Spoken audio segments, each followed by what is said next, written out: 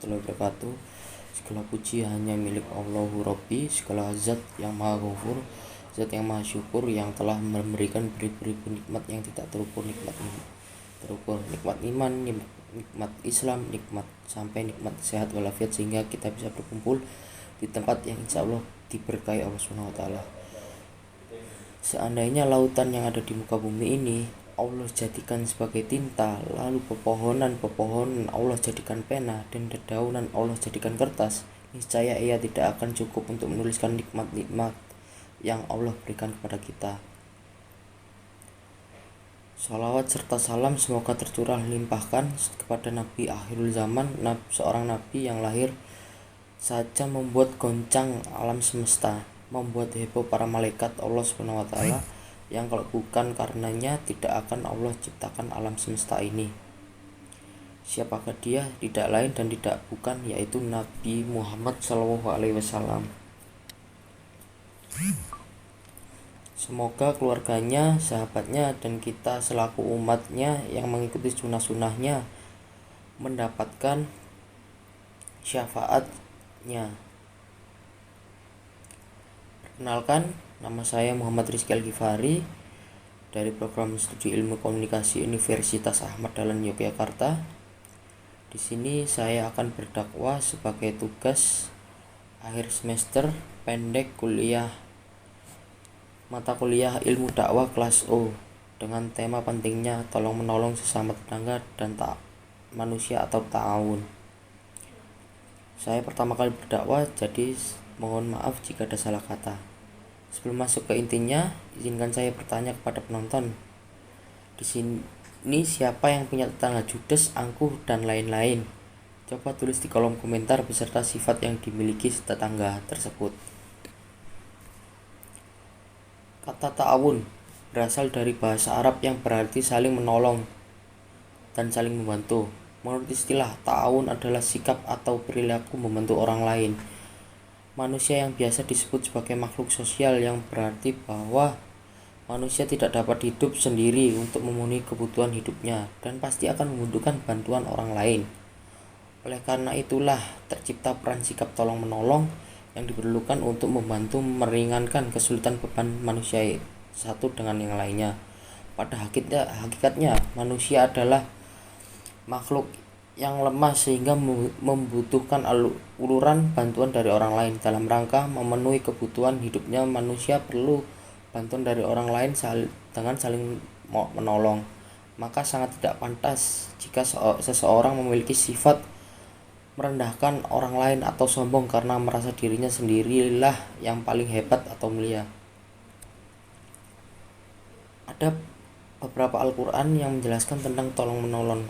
Berikut Al-Quran yang menjelaskan tolong menolong. 1. Surat Al-Maidah ayat 2 yang berbunyi wala ta'awun ala birri wat taqwa wala ta'awunu alal ismi wal udwani wattaqullah innallaha syadidul iqab. Artinya, saling menolonglah kamu dalam melakukan kebajikan dan takwa, dan jangan saling menolong pada perbuatan yang dosa dan bermusuhan. Bertakwalah kepada Allah SWT, sebenarnya siksaan Allah SWT sangat pedih.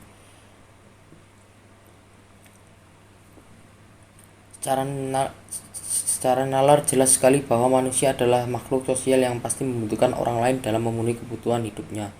Maka manusia harus saling menolong untuk memenuhi hajatnya. Islam mengarahkan tujuan dan bentuk tolong menolong itu dalam kebaikan dan dalam segala perkara yang baik, bermanfaat yang diizini oleh Allah SWT, serta dalam ketakwaan. Artinya tolong menolong itu didasari atas iman, kebenaran, dan guna mendapatkan ridho dari Allah SWT. Allah SWT membagi rahmatnya pada hambanya berdasarkan kekuasaan dan kebijaksanaannya. Allah SWT melebihkan sebagian satu dengan yang lain, itu merupakan kebijaksanaan Allah yang mempunyai tujuan tertentu. Hal ini ditegaskan dalam surat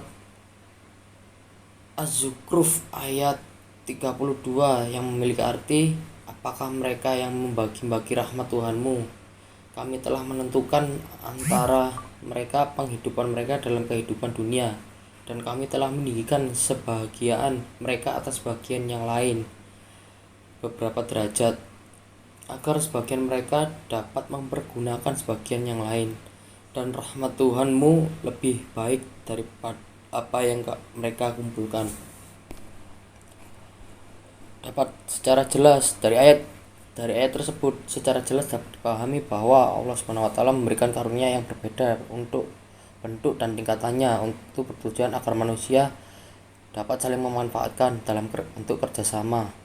Seiring dengan keadaan manusia itu sangat terbatas, baik dalam penguasaan ilmu atau kondisi lainnya, manusia sebagai makhluk yang lemah harus saling membantu dalam memenuhi hajatnya. Sallallahu alaihi wasallam telah banyak mencontohkan tentang bagaimana beliau menolong banyak orang tanpa melihat latar belakang orang yang ditolong tersebut. Salah satu contohnya yaitu ketika kebaikan Rasulullah SAW terhadap wanita buta Yahudi yang setiap harinya sering menghina Rasulullah.